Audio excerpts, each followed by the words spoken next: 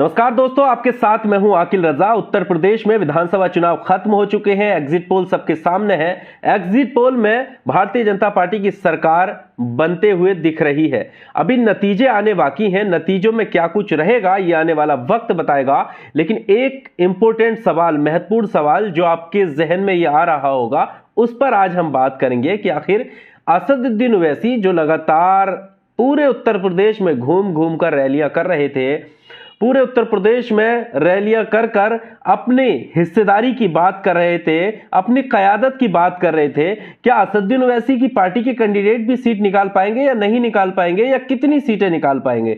यह सवाल इसलिए जरूरी हो जाता है क्योंकि एग्जिट पोल में अदर्स का जो खाता है वो काफी कम है। अदर्स के खाता अगर बढ़ता तो फायदा असदुद्दीन ओवैसी की पार्टी AIM-IM को होता। लेकिन इसमें एक सीट ऐसी है, हालांकि और सीटों पर भी AIM-IM कई सारी ऐसी सीटें हैं जिन पर मजबूती से लड़ रही है, लेकिन एक सीट का जिक्र सबसे ज्यादा है और वो सीट है गुड्डू जमाली, जिस पर प्रत्याशी हैं मुबारकपुर सीट। मुबारकपुर पड़ता है आजमगढ़ में, विधानसभा मुबारकपुर है। वो सीट काफी चर्चा में है। गुड्डू जमाली उर्फ शाह आलम, जो कि BSP के कैंडिडेट थे, यानी BSP के टिकट से इसी मुबारकपुर सीट से लगातार 2 बार चुनाव जीत चुके हैं। इस बार मजलिस के साथ है, मजलिस के टिकट पर चुनाव लड़ रहे हैं। नतीजों में क्या आएगा ये तो आने वाला वक्त बताएगा, लेकिन चर्चाएं काफी हैं। आपको बता दें, गुड्डू जमाली उस वक्त चुनाव जीते थे जब एक मर्तबा समाजवादी पार्टी की लहर थी, यानी मैं बात 2012 की कर रहा हूं, और उसके बाद 2017 जब भारतीय जनता पार्टी की लहर, या यूं कहो मोदी जादू चल रहा था। 2017 में जब 300 प्लस का आंकड़ा गया तब भी यहां से BSP की सीट निकली थी, और 2012 में जब सिर्फ एक मुबारकपुर सीट छोड़कर बाकी सभी आजमगढ़ की जितनी भी विधानसभा सीटें हैं, सारी सीटें समाजवादी के खाते में गई थीं, तब भी BSP के गुड्डू जमाली अपनी सीट बचाने में कामयाब रहे थे। अब सवाल यह उठता है कि क्या इस बार ऑल इंडिया मजलिस इत्तेहादुल मुस्लिमीन का खाता गुड्डू जमाली वाली सीट से खुलेगा या कहीं और से खुलेगा? गुड्डू जमाली वाली सीट का जिक्र बार बार इसलिए होता है कि गुड्डू जमाली का खुद का जो व्यक्तित्व है वो काफी बेहतर है।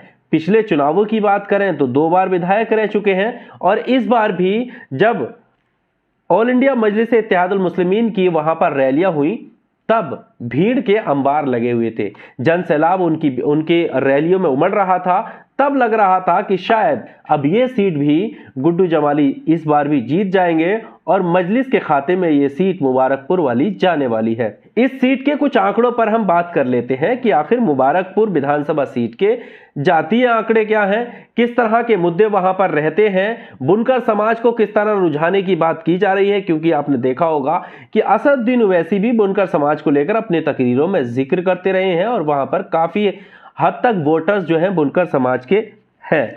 अब टोटल अगर वोटों की बात करें तो 3,36,000 के इर्द गिर्द वोट है। उसमें जो बहुल्य आबादी है वो मुस्लिम वोट बैंक है। मुस्लिम की बहुल्य आबादी है जो कि 1 लाख से ऊपर है, और उसके अलावा बाकी जातियों के वोट वहां पर है। यानी इस सीट की बात करें तो मुस्लिम बहुल्य सीट है, पहला समीकरण। दूसरा समीकरण यह है कि बैरिस्टर असदुद्दीन ओवैसी का गठबंधन और पीस पार्टी का सहयोग वहां पर मिलना कहीं ना कहीं इसमें फायदा जो है हो सकता है। और गुड्डू जमाली जिस तरह का उनका व्यक्तित्व रहा है, जिस तरह विकास के काम उन्होंने वहां पर कराए हैं और लगातार लहर में भी उनकी पार्टी जीती है, वहां के पब्लिक ओपिनियन ये इस बात का दावा करते हैं कि गुड्डू जमाली का नाम लेते ही वहां पर वोटर्स जो है उन्हें वोट देने के लिए तैयार हो रहा है। क्योंकि 2012 की लहर को देखा जाए तब भी BSP की सीट निकाली, जबकि वहां पर समाजवादी पार्टी की बाकी सारी सीटें निकली थी। एक अकेली ये सीट छोड़ दी जाए तो बाकी सारी सीटें समाजवादी पार्टी ने जीती थी। वहीं जब मोदी लहर का जादू चला और योगी आदित्यनाथ CM बने 2017 में, तब भारतीय जनता पार्टी ये वाला गढ़ भेदने में कामयाब नहीं हो पाई थी। तो शाह आलम उर्फ गुड्डू जमाली की तरफ सभी की निगाहें इस बार है, और उम्मीद ये लगाई जा रही है कि शाह आलम उर्फ गुड्डू जमाली की ये सीट जो है वो AIM-IM के लिए जीत रहे हैं, पक्की सीट मानी जा रही है। हालांकि एक बार हम आपको फिर से ये चीज बता दें कि यहां पर हम गुड्डू जमाली की बात कर रहे हैं, इसका मतलब ये बिल्कुल नहीं है कि सिर्फ एआईएम के खाते में एक ही सीट आने वाली है। और भी बहुत सारी सीटें हैं जिनका जिक्र लोग भी कर रहे हैं, चर्चा में भी हैं। जैसे डॉक्टर अब्दुल मन्नान है जो उत्तरोला विधानसभा से लड़ रहे हैं, उनके काफी चर्चा है कि वो जीत की तरफ जा सकते हैं। अच्छा, 2017 के अगर चुनाव की हम बात करें तो सबसे एआईएम के लिए जिन 35 सीटों पर चुनाव लड़ा था उनमें से सबसे पहले नंबर पर जो सीट रही थी एआईएम के लिए वो थी संभल की सीट। संभल की सीट पर जियाउर रहमान बर्क जो डॉक्टर शफीकुर रहमान बर्क के पोते हैं उन्होंने चुनाव लड़ा था और वो दूसरे नंबर पर रहे थे। और इस बार संभल की सीट से जो है वो मुशीर तरीन चुनावी मैदान में है। उनकी भी चर्चा है कि कहीं मुशीर तरीन जो है वहां से सीट निकाल सकते हैं। इसके अलावा असमोली का जिक्र भी सामने आता है कि असमोली से जो है एआईएम का जो है परचम लहराया जा सकता है। पंडित मनमोहन झा साहिबाबाद से, अगर जो उनका पूर्वी वोट बैंक है, पूर्वांचल के जो लोग यहाँ पर रहते हैं साहिबाबाद में, उनका गठजोड़ अगर मुस्लिम वोट बैंक के साथ मिलता है तो पंडित मनमोहन झा भी यहां से परचम लहरा सकते हैं एआईएम का। इसके अलावा बनारस वाले मिश्रा जी, जिस तरह से कैंपेन चला है उनका, तमाम सोशल मीडिया पर बोलने वाले, अपनी बात रखने वाले उनके कैंपेनिंग में लगे हुए थे, चाहे मोहित शर्मा हो, विनय दुबे हो, बहुत सारे लोग लगातार उन्होंने कैंपेन उनके लिए किया है। तो कहीं ना कहीं सुर्खियां बटोरने के लिए उनका नाम भी सामने आ रहा है कि कहीं बनारस वाले मिश्रा क्या एआईएम के लिए सीट निकाल पाएंगे। डुमरियागंज का नाम आता है। खलीलाबाद एक बहुत इंपॉर्टेंट सीट है जो खुद वहां पर डॉक्टर अयूब चुनावी मैदान में है, पीस पार्टी के राष्ट्रीय अध्यक्ष हैं, लेकिन वो उनके गठबंधन की सीट मानी जाएगी है और डॉक्टर अयूब की सीट भी निकलने की बात कही जा रही है। संत कबीर नगर में विधानसभा है खलीलाबाद। इसके अलावा टांडा की बात की जाती है, अंबेडकर नगर टांडा, जहां इरफान पठान चुनावी मैदान में है।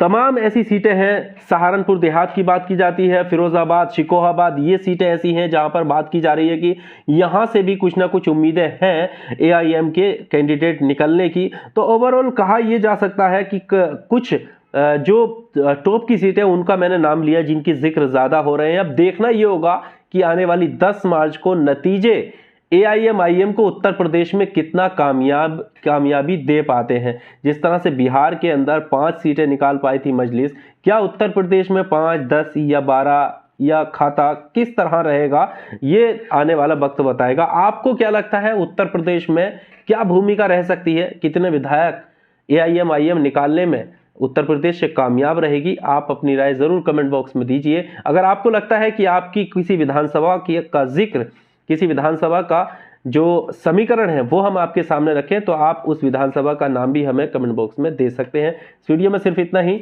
इस तरह की तमाम वीडियो देखने के लिए आप हमारे चैनल को सब्सक्राइब कर सकते हैं। बहुत शुक्रिया। Subscribe now and press the bell icon. Never miss an update.